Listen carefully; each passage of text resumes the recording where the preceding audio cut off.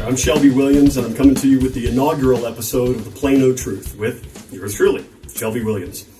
Now, I had intended to go into a different subject today for the first episode, but given the timing and given the circumstances, I think this bears discussion, immediate discussion.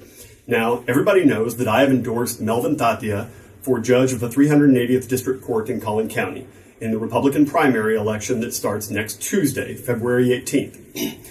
A couple of weeks ago, Melvin's campaign released a video regarding a case that his opponent had taken on a couple of years back and which had caused some consternation. There were questions about the case, legitimate questions. Perhaps the answers are legitimate, but Melvin simply released a video citing the actual newspaper articles covering the case. In contrast, he simply said what he would do if elected judge. We should expect the same from any elected official. We should know what they intend to do if they are elected.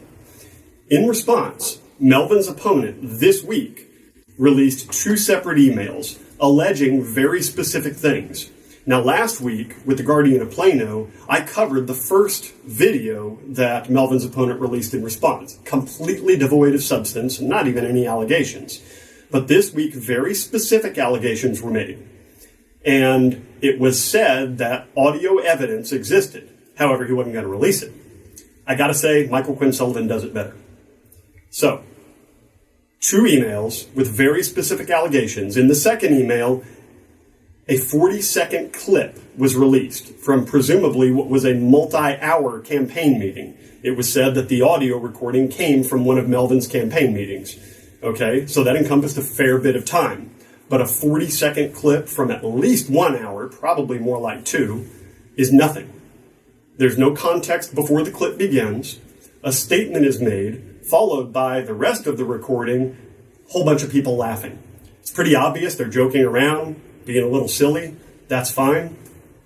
But we're electing a judge here, Melvin or his opponent.